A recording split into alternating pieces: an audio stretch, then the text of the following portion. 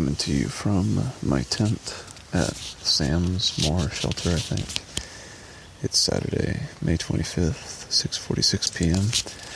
It's raining a little bit, so ran to the tent to get out of it, and actually just noticed laying here that there are these little Velcro things on my tent fly that are definitely supposed to be around my tent poles, and it's the thing. I've been wondering why my tent is kind of droopy right here where my head is.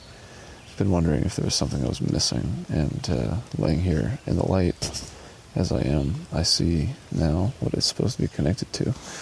So if it stops raining enough, which it kind of sounds like it is, I might run out and try to connect those and then have my tent be properly lifted. Actually, I don't think it would fix this droopy part. I don't really know what this droopy part's all about. Maybe it's because I'm putting all this crap in this little pocket. I don't really know. Let me check. Anyway, yeah, when did I last record? Yesterday, what was I saying? What was going on? Let me try to think. When did I record yesterday? I would have recorded before the shelter. Well, in any case, we made it to the shelter yesterday. It was kind of a weird situation because the shelter we were aiming for is actually no longer in use, and the path to it had been kind of covered up with a bunch of sticks to discourage people from trying to get to it. And we met a new guy named Polly who went down the path that was closed off in order to get to the shelter. And he said that it was pretty treacherous. He had to cross like a fucked up old bridge or something like that. Sounded pretty funny. This Polly guy's really a character. I think of him as the Dab King. But anyway, got to the shelter. I had packed out a beer, which I very happily drank. Perhaps you can hear the pitter-patter of the rain. I think that's mostly just the wind blowing stuff off trees. It really hasn't rained all that hard. It's just been kind of spitting rain for a while. But anyway,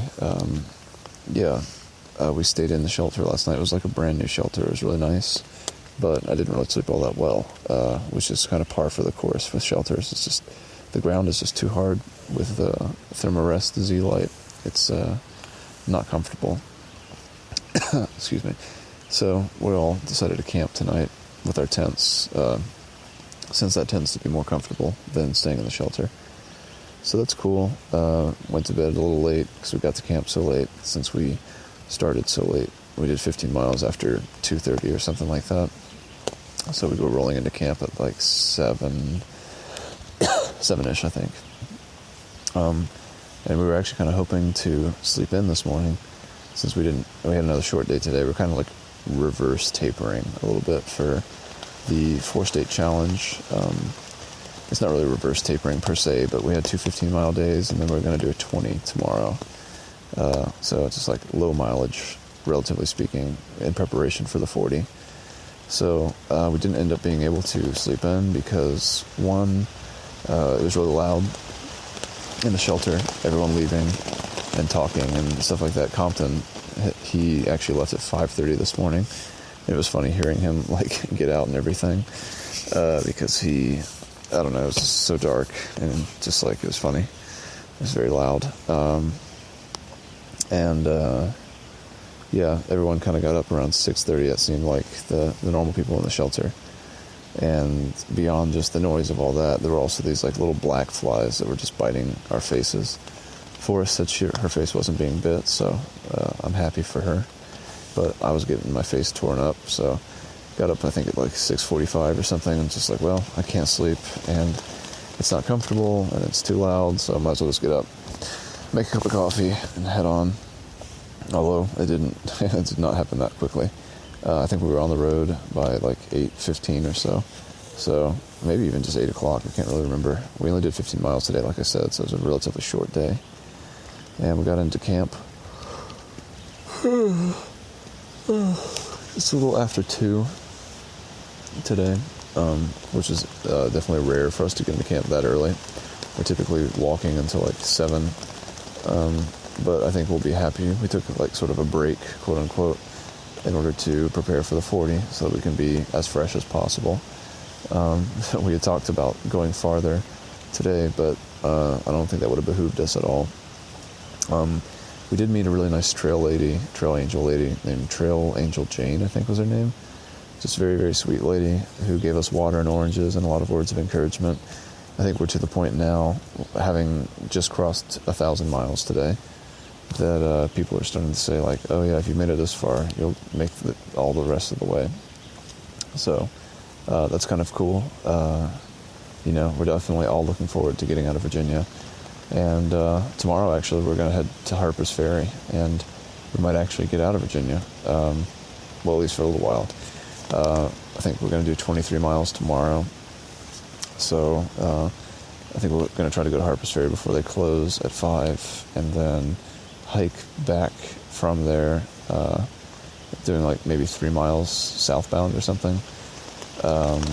And that'll give us an opportunity to go to the ATC tomorrow, so that we don't have to go to it on Monday, so we can focus more on just getting the 40 miles and not have to worry about blowing through the ATC too quickly.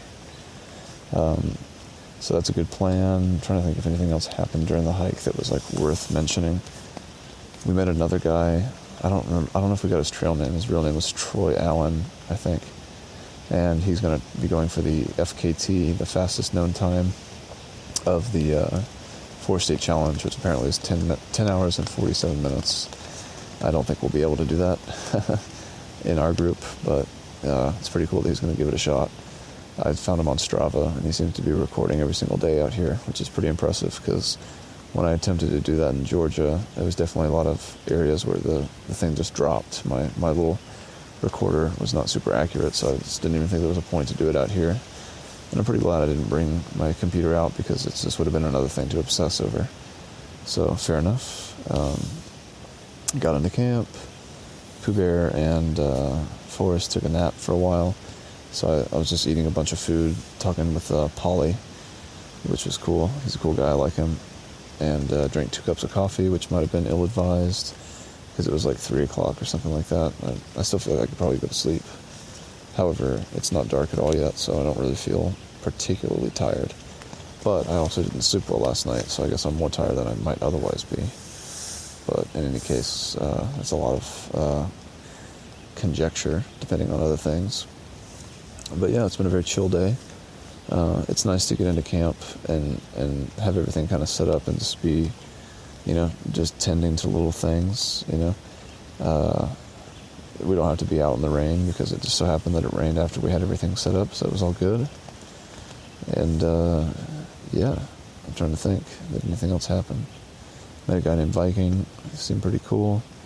Watched a guy put up his hammock and lovingly made fun of him for it, just because hammocking is such a, I wouldn't say it's a niche thing, but it's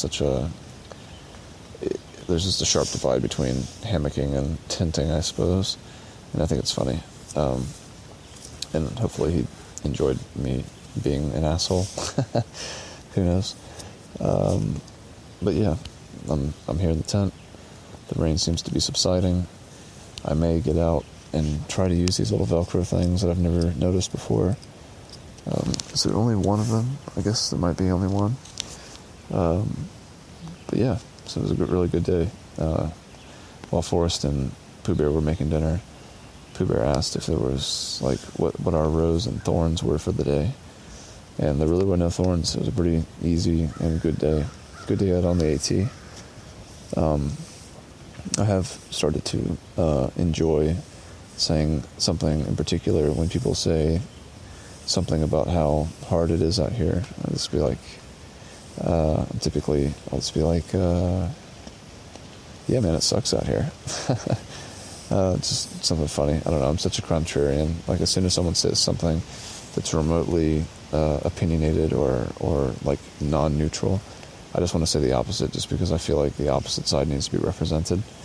So, I guess it's not really the opposite. If someone says something bad about the day and then I say, yeah, it sucks out here, that's in coordination with that. But anyway, it isn't within my nature to be contrarian, I suppose, much to the chagrin of many of the people who I've lived with and known in my life.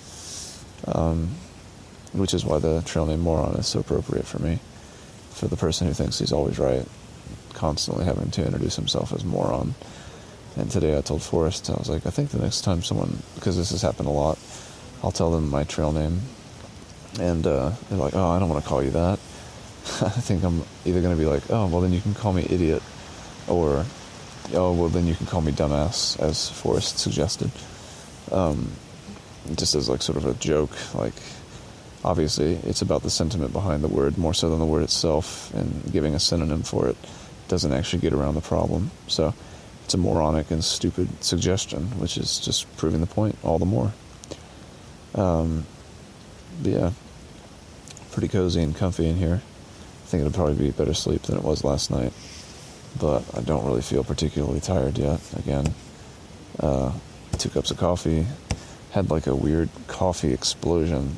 My Starbucks packs, I've had them for a long time, the Columbia ones, and actually, those aren't my old ones. These are brand new. I don't know what happened. I guess, when I put all my stuff in my food bag, depending on where I put it, it can get a lot of pressure put on it.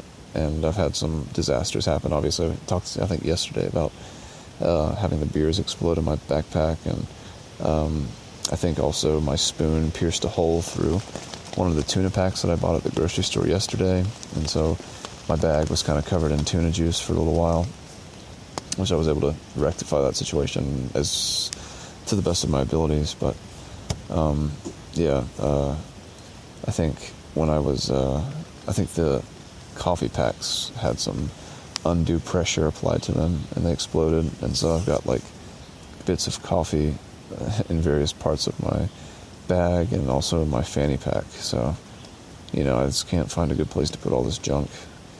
I probably should have left the coffee packs in my fanny pack, as a matter of fact, because I put them in their own bag, and then I put them back inside of my food bag. So there's a chance they'll explode again. But at least now if they do, they're at least in a bag. So not only will I not lose any coffee, but it won't make any mess. So that's good. Man. Halfway done, y'all. Hit 1,000 miles.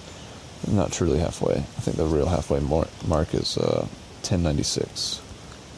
And yeah, that'll be cool. We should be there definitely before the 30th, since we want to get there before then for Pooh Bear's anniversary. Man, it's so light outside right now, it's hard to believe the sun's going to go down in like an hour and a half. But it is what it is, I suppose. So let me check this clip.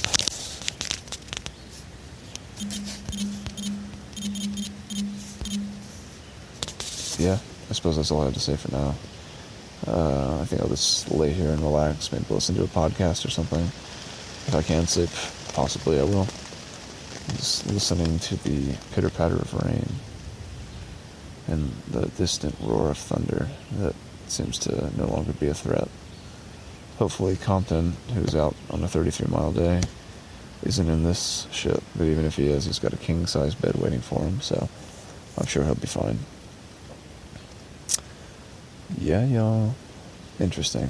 I'm really glad I found these little Velcro things on the inside of the tent, because I've been wondering why this was offset, this distance between the tent pole and the fly. I couldn't get them to line up, and now I see why. And hopefully me saying this out loud will be sort of an audible reminder that I need to attach that. It's funny. It took me 1,000 miles to see that. And I've been dealing with this problem actively for quite a few hundred. So, with that, live and learn. The trail provides. Last one, Dickatodden wins. No pain, no rain, no main.